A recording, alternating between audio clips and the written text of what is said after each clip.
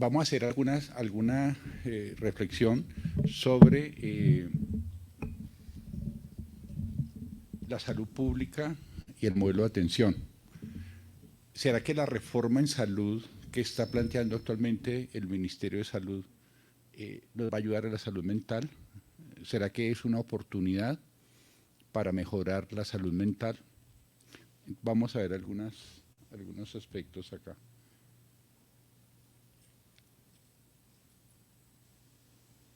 El Ministerio de Salud está trabajando una propuesta de reforma, y esta propuesta de reforma surge una primera pregunta: ¿era necesaria la reforma o con lo que ya había podíamos avanzar hacia un modelo de atención? Les voy a citar dos normas, que es la Ley Estatutaria en Salud del 2015. La Ley Estatutaria establece el derecho a la salud y habla ya del modelo de atención primaria. Pero antes está la Ley 1438 del 2011, que también establecía la necesidad de modelos de atención primaria, entre ellos los modelos de atención primaria en salud mental. Entonces, el Ministerio confluye en varias cosas. El Ministerio de Salud está trabajando a nivel de psicoactivos un abordaje de estigma y discriminación en el marco de las políticas de reducción del consumo de sustancias psicoactivas.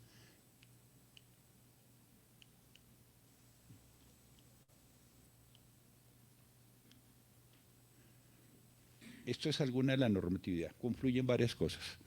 Uno, el Plan Decenal de Salud Pública. El Plan Decenal de Salud Pública 2022-2031, que ya está construido, que tiene un componente también de salud mental, que sigue siendo débil. Plan Decenal de Salud Pública se formuló en junio del año pasado, el Ministerio no lo ha cambiado, es del anterior gobierno, este gobierno lo recibe, sigue siendo lo mismo. La Política Nacional de Salud Mental, resolución 4886 del 2018. La Política Integral de Prevención y Atención de Consumos Psicoactivos, hay documento COMPES también del 2020. Esa es la parte normativa, a eso agreguémosle la reforma en salud. No se está mencionando ahí los dos normas que mencionamos, Ley 1438 del 2011 y Ley Estatutaria en Salud. Y hay unos ejes de políticas de salud mental que están ahí. Sin embargo, una dificultad de la política pública en salud mental de Colombia es que no tuvo indicadores claros. Se insinúan algunos lineamientos, por ejemplo, crear los comités territoriales de salud mental. No están conformados los comités territoriales, no están funcionando los comités territoriales de salud mental. En un trabajo que estamos haciendo precisamente con el doctor Germán Casas en La Guajira, denotamos cómo hay ausencia de estos comités. El Ministerio de Salud propuso algunos retos y prioridades de acción para los próximos años, que son estas. Y ahí señalan en rojo: reducir el estigma, al autoestigma y la discriminación en salud mental asociada a un consumo de sustancias psicoactivas. Y las demás que están ahí, sin ser estrategias todavía claras. A eso agreguémosle otra normatividad que hay, que es el plan estratégico o el programa estratégico de prevención de conductas suicidas, que se agrega sin que haya, digamos, un marco de integración en toda esta normatividad. Aquí señalar, esto es del análisis de situación de salud, de la CIS, análisis de situación de salud, este es de Bogotá. El ACIS de Bogotá, en el año 2009-2019, mencionaba por curso de vida cuáles son los principales eventos que requieren o que están haciendo morbilidad atendida en los servicios. Fíjese que predominan los trastornos mentales y del comportamiento en todos los grupos de edad en una forma inespecífica, pero también están trastornos mentales y de comportamiento asociados a sustancias o debidos a sustancias psicoactivas. Están desde de 0 a 5 años, de 6 a 11 años, de 12 a 17 años. En todos los grupos de edad aparece morbilidad atendida en salud mental por psicoactivos en los registros del CISPRO de Bogotá. Esta información es también del DANE, de la encuesta DANE, que señalaba prevalencia e incidencia de consumo de sustancias ilegales psicoactivas de población 12 a 65 años, señalando prevalencia de vida e incidencia. La prevalencia de vida señala si algún momento consumió, ahí está marihuana, cocaína, marihuana en primer lugar, cocaína, sustancias inhalables con prevalencias, éxtasis, bazuco, heroína. Precisamente marihuana o cannabis constituye la primera causa de consumo en el estudio de la Encuesta Nacional de Consumo de Sustancias Psicoactivas del 2019. La anterior información era de CISPRO, esta es de la Encuesta de Consumo de Sustancias Psicoactivas. Y señala una prevalencia que es alta. ¿Qué nos dice también esto? Esta es la de inicio de consumo de sustancias psicoactivas ilegales de población 12 a 65 años, marihuana 18.1 años, cocaína 19.2, sustancias inhalables 18.4, y fíjese que tiene también una variación, estos percentiles de los 15 a los 20 años, 16 a 21 años, éxtasis 15, o sea, desde la época, desde a la adolescencia. Esto es de la Encuesta Nacional de Sustancias Psicoactivas. ¿Qué pasó durante la pandemia? Durante la pandemia 2020-2021 bajó, y lo vemos acá, miren el bajón, lo vean ustedes acá en la curva, cómo bajó la consulta o la morbilidad atendida por salud mental. Ahí ven el bajón del 2019 al 2020, por la pandemia. Ese fenómeno se presentó en todos los eventos en salud. Bajó la cobertura de control prenatal, bajó la captación temprana de las gestantes. 2020-2021 bajaron todas las atenciones, incluido salud mental. Fíjese cómo estaba la consulta, número de personas atendidas, que era creciente en salud mental. El 2019-2020 de 1.600.000 pasa a 1.200.000. Y de 7 millones de atenciones registradas pasa a 7.200.000 a 6.400.000. Un bajón enorme, no porque no se requiriera, sino por el acceso difícil, el miedo a los servicios, el cierre de los servicios de salud que todos, el deterioro, las cuarentenas que afectaron severamente la salud mental, los aislamientos. La única cuarentena que hubiera servido era la primera, la que se hizo en el hacia el primer trimestre, hacia el final del primer semestre del año 2020. Las otras cuarentenas en sí eran innecesarias, sin embargo se sometía a la población a encierros con deterioro grave de la salud mental. Este informe del Ministerio también nos está señalando, en Colombia en los últimos 5 años aumentó el número de personas atendidas en salud mental 34.6. Sin embargo, la frecuencia de uso de servicios se mantiene estable en las atenciones, pero hubo una disminución que fue la que mostramos anteriormente en el año entre 2019 y 2020, con una variación de menos 23% en personas con trastorno mental por sustancias psicoactivas. Es decir, se bajó la atención. La pandemia fue un desastre en salud pública, pero también fue un desastre en la atención. Personas que requerían atención no se atendieron, nuevas personas que ingresaban, que necesitaban seguir una ruta de atención, tampoco tuvieron acceso a la ruta de atención. A nivel territorial, los departamentos con mayor número de personas atendidas, y lo señalan, ¿sí? Sin embargo, hay que decir que fue en cabecera municipal. Esta situación se deterioró más en población rural dispersa, en población vulnerable, en migrantes por el conflicto, en migrantes venezolanos, en población indígena, se deterioró. Nos dice también el informe del Ministerio, por sexo la atención fue mayor en mujeres en general, que se registró mayor número de atenciones. Al segmentar por edad en niños y niñas menores de 5 años, el diagnóstico más registrado fue trastornos del lenguaje y trastornos de ansiedad y depresión. La mayor población es del régimen contributivo y le sigue población subsidiada. Hay que decir que las mayores atenciones se concentran en cabeceras urbanas y en cabeceras urbanas de las grandes ciudades como Bogotá. En el caso, por ejemplo, Bogotá, el 70% de la población es de régimen contributivo. Entonces, es el régimen contributivo el que recibe estas atenciones. Pero hay unas grandes barreras de acceso en población rural y población dispersa. Y el 60.7% de la población atendida por trastornos de salud mental por consumo de sustancias psicoactivas pertenece al régimen subsidiado. La mayoría de personas consultantes por sustancias psicoactivas, por consumo problemático de sustancias psicoactivas de régimen subsidiado, es decir, población más pobre y vulnerable, sin querer decir que el contributivo no sea pobre y vulnerable, también es pobre y vulnerable, empleos temporales, personas de servicios generales, obreros, también es vulnerable, pero esta es más vulnerable, que es lo que llaman la población cisbeno, participantes vinculados, ahí se está agregando. La nueva reforma va a permitir, ya mira, vemos si va a permitir subsanar algo. En promedio, el 88.5% de la población fue atendida por servicios de consulta externa. La mayoría es ambulatoria, o sea, se requiere fortalecer los servicios ambulatorios, de ahí que el modelo de atención primaria pueda servir.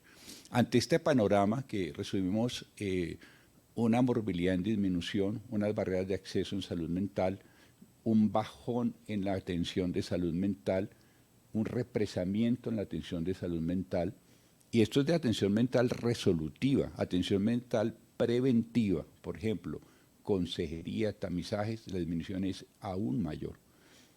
Ante ese panorama y en transición pandemia, pospandemia, el gobierno propone un modelo preventivo y predictivo, que es este, que tiene unas cosas interesantes, aquí les vamos a señalar. Una cuestión interesante es el énfasis en el componente estructural. O sea, un modelo de atención primaria se diferencia del modelo asistencialista en que entre el modelo de atención primaria la puerta de entrada es el ámbito de vida cotidiana, el hogar, el jardín infantil, la escuela, la fábrica, el barrio. Son equipos extramurales, o sea, el contacto extramural, a diferencia del modelo asistencialista, que el contacto es la consulta externa de urgencias. Fíjese que lo que veíamos anteriormente, el contacto es ambulatorio, o sea, los que consultan, pero los que consultan son apenas el 20 al 30% de la morbilidad. El resto de morbilidad no se está atendiendo en salud mental. Nada más en cardiovascular. En cardiovascular, por ejemplo, están detectando solo el 30% de los hipertensos y 20% de los diabéticos. En salud mental estas cifras son mucho menores de lo que está captando tempranamente. Entonces, los equipos extramurales que propone el modelo preventivo y predictivo está conformado por 4 personas. Esas personas, ustedes las ven ahí, aparece un psicólogo o psicóloga, o sea, el componente de salud mental, un médico, un técnico en saneamiento y una enfermera, son esas 4 personas. Las personas que ustedes ven en anaranjado son auxiliares de enfermería. Esas auxiliares de enfermería van a las casas, van a la ranchería, van a los barrios, caracterizan a la familia, caracterizan el hogar, y esa caracterización permite tomar decisiones por curso de vida. Y hay un equipo complementario que está acá a su derecha que lo fortalece. ¿Qué se le ha hecho al Ministerio de Salud en este modelo? Uno, la ficha de caracterización debe tener variables también de salud mental. La primera causa, recordemos que hay 2 tipos de morbilidad atendida y morbilidad sentida. La morbilidad atendida es la que va a consulta, la que se registra en los RIPS. Esa es la morbilidad sentida. Pero esa es la morbilidad atendida. Pero una morbilidad sentida, que es la que registran las encuestas de prevalencia y las encuestas nacionales de salud. La primera causa de morbilidad sentida en Colombia son trastornos del afecto, trastornos de ansiedad y depresión. ¿Sí? Ese componente lo hizo el doctor Carlos Gómez de la Javeriana, cuando hizo la encuesta de salud mental. ¿Sí? Esta ficha de caracterización, ¿qué componentes tiene salud mental? ¿Sí? Está débil en los componentes de salud mental. Esa ficha de caracterización ya existe. ¿Sí? Lo segundo, ¿qué capacidad resolutiva va a tener ese equipo básico? ¿Qué capacidad resolutiva? Se le pidió al ministerio que ese equipo básico tuviera capacidad resolutiva, no solo caracterizara, por ejemplo, que hiciera vacunación, ¿sí? ¿Qué debería ser en salud mental comunitaria? Ese equipo, ese es el reto también. Eso no está construido. Luego estas personas, estas familias, por momento vital se caracterizan y siguen una ruta de atención. Deben seguir una ruta de atención. Esa caracterización es importante que no sea en papel, sino digital, o sea, que esté una sistematización importante. ¿Qué pasó con el programa de salud a su casa en Bogotá? Los hospitales se llenaron de fichas de caracterización, pero no había canalización efectiva. Este es el modelo que plantea el ministerio. Entonces, el modelo de atención primaria tiene un componente de atención primaria, unidades de atención primaria integral, que es básicamente ambulatorio, que está de la línea para abajo, y un modelo complementario. ¿Dónde está salud mental? Ahí están las dos partes.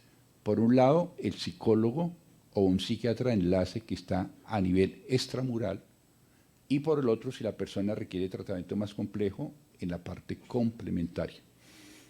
Es lo que se llama la ruta de salud mental. La ruta de salud mental no está construida todavía. Hay unos esbozos de ruta de salud mental. Ahí vamos a ver en elementos. Está construida la ruta materno-perinatal, la ruta cardiovascular, pero la ruta de salud mental no está construida todavía, ¿sí? Entonces debe tener un componente ambulatorio y un componente complementario para que eso se requiera. Entonces necesita psiquiatría comunitaria, psiquiatría de enlace y a nivel complementario otro nivel. Este es el equipo básico. Entonces fíjense que en el equipo básico del EMIL, que son equipos médicos interdisciplinarios, aparece al auxiliar, la enfermera, el médico y está el psicólogo. ¿Qué hace el psicólogo, psicóloga? Tamizajes especializados, información en salud, zonas de orientación, centros de escucha solutiva, atención resolutiva, planes de acción, seguimientos a dirección suicida, consumo de sustancias psicoactivas. Eventualmente, y se le ha hecho al ministerio, este psicólogo podría ser reemplazado por un psiquiatra de enlace, ¿sí? El riesgo que tenemos ahí, y se los voy a decir también por parte del ministerio, es que este trabajo se lo pongan a hacer a un técnico, ¿sí? Y ahondemos en una desprofesionalización de la salud. Entonces pongamos un técnico en salud pública, un técnico que haga eso. Eso lo va a hacer un psicólogo o un psiquiatra, debe haber un médico, ¿sí? No un promotor, es decir, no podemos desprofesionalizar. Eventualmente en zonas rurales y zonas rurales dispersas podría ser otro perfil, ¿sí? Eso lo debe contemplar y eso está contemplado en la norma también. Pero es importante visibilizar a eso, que eso quede en el lineamiento, un psicólogo o un psiquiatra de enlace. En el equipo complementario también hay, fíjese, el equipo complementario son personas de mayor experiencia y puede haber internación o otros tratamientos. La idea es que los especialistas del modelo de atención primaria es que los especialistas clínicos, entre ellos los psiquiatras, estén en el ambulatorio, no que estén en el hospitalario. Claro, en el hospitalario también, pero es básicamente ambulatorio. Hoy en día los especialistas clínicos, la mayoría están en el hospital, no están en los ambulatorios. La idea del modelo es que estén en el ambulatorio con los médicos generales, con los médicos familiares, con los psicólogos, haciendo psiquiatría de enlace. Pero eso hay que definirlo bien, y es importante el papel de ustedes en esto, porque esto se está construyendo hasta ahora, ¿sí? Entonces la dinámica de los equipos médicos interdisciplinarios territoriales, la enfermera, la auxiliar de enfermera caracteriza, hay que entrenarla en eso, ver qué componente de salud mental hay, ¿sí? Puede haber varias opciones, pero se han definido como 3 rutas, que son las que ustedes ven ahí. Esa persona, esa familia, puede requerir un equipo médico interdisciplinario, hay un psiquiatra, ¿sí?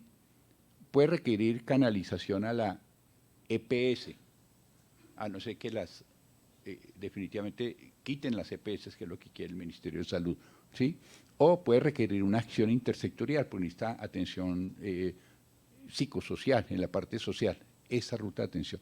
Entonces, clave que esa canalización funcione bien para salud mental. Esa canalización se llama ruta de atención en salud mental, que comienza con la ruta de promoción y mantenimiento de salud, o sea, del sano, entre comillas, del sano, por momento vital. Infancia, menores de 5 años, escolares, adolescentes, adultos, adultos mayores, gestantes. Esta es la ruta. Y cada una tiene un componente en salud mental. Esas rutas no están definidas todavía. Hay una ruta de atención integral en sustancias psicoactivas, que es esta que tiene algún esbozo, pero no hay ruta de salud mental. Entonces, la ruta de salud mental debería ser la grande que cobije todos los eventos en salud mental, incluyendo psicoactivos, incluyendo conductas suicidas, trastornos del afecto, menores, mayores, todo eso, debe estar ahí, ¿sí? Entonces, lo que tiene definido el Ministerio, que es bien interesante, para esta parte no se requiere reforma, o sea, esto va, esto no requiere reforma. ¿Sí?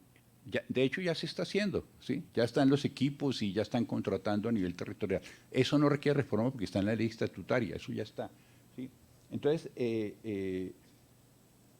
la ruta tiene varios componentes. Un componente de gestión de salud pública, aquí vemos un componente de promoción de la salud, o sea, intervenciones colectivas, y adentro están las intervenciones individuales.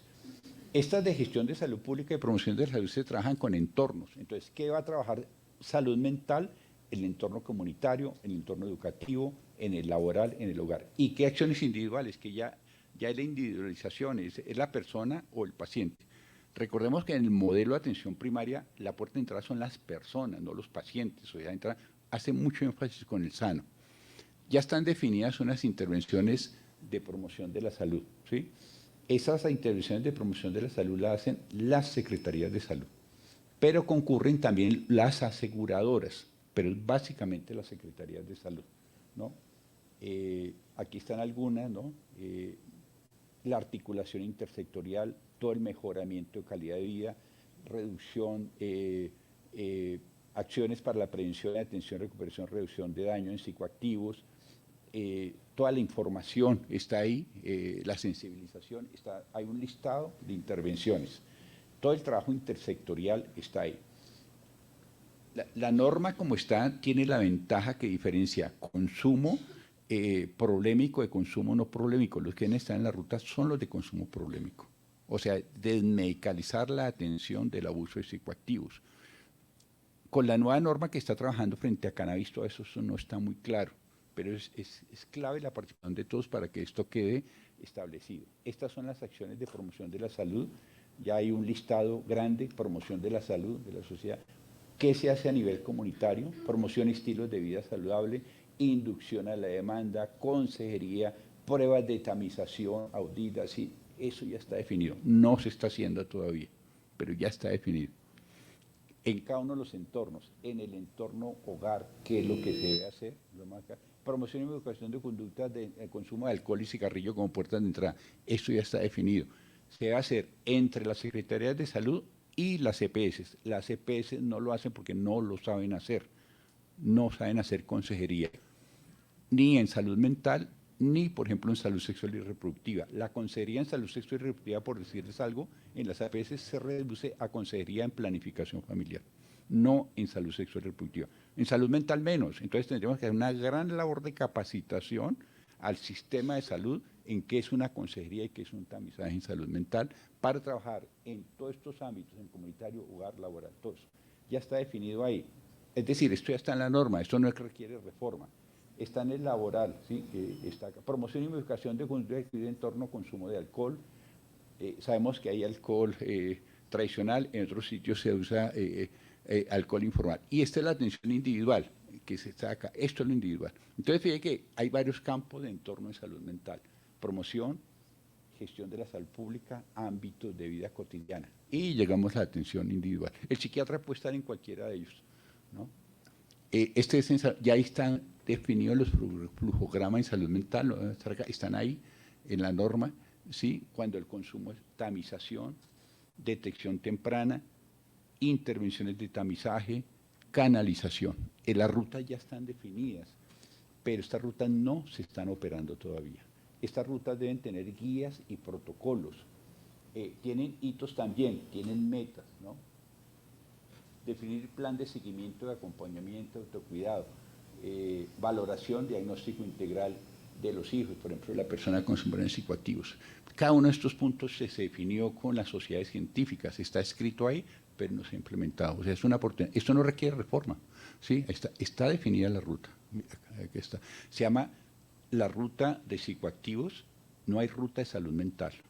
Entonces el reto es construir la ruta de salud mental que integre todos los eventos en salud. Ya en la parte final, en la parte de adolescentes y jóvenes, mencionaba el doctor Germán Casas, resaltaba la importancia de esto. Importante trabajar el enfoque de curso de vida, que es diferente ciclo de vida, ¿sí? Enfoque de curso de vida. Y el enfoque de curso de vida, hay una situación de adolescentes y jóvenes, prevalencia de consumo de alcohol como aumentado, primera grupo de edad con suicidio. Las líneas de acción que se está trabajando es líneas con enfoque de curso de vida, que es identificar, ¿sí? Identificar ventanas de oportunidad a lo largo del curso de vida y de influencia intergeneracional.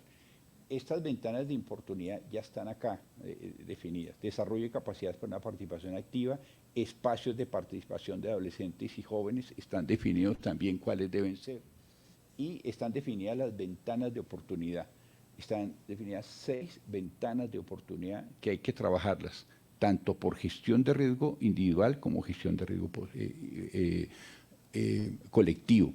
O sea, las secretarías y la EPS. Mencionemos una: participación activa en espacios de estudio, deporte, alta recreación, juego, cultura por parte de las mujeres en enfoque de género, adecuado inicio de actividad sexual y relaciones de pareja, definición de proyecto de vida, fortalecimiento de red de apoyo, inclusión de mecanismos de participación ciudadana. O sea, las líneas de acción están acá y se han listado. Cambio en los patrones de consumo, estilo de vida cuando ocurren transiciones. Pero esto requiere un seguimiento muy permanente de las secretarías de salud, de las aseguradoras. ¿Qué nos preocupa de la reforma? Que la reforma, al desaparecer el papel de la aseguradora, esto queda suelto, porque la aseguradora hacía la gestión operativa del riesgo, esto significa administrar riesgo, desde el enfoque de riesgo, queda suelto. El centro de atención ambulatoria lo puede hacer, ¿sí? De pronto Sanitas, Compensar, Sura lo pueden hacer, pero el centro de atención ambulatoria, que es prestador, lo puede hacer. Esta administración de riesgos en salud mental es la duda que nos queda. Están definidas líneas de acción ya por curso de vida en adolescentes. Todas estas líneas son para prevención de eventos en salud mental, entre ellos el consumo problemático de psicoactivos. Están definidos allá. Toca operarlos, toca aplicarlos, toca construir las guías y hacerlos, ¿sí?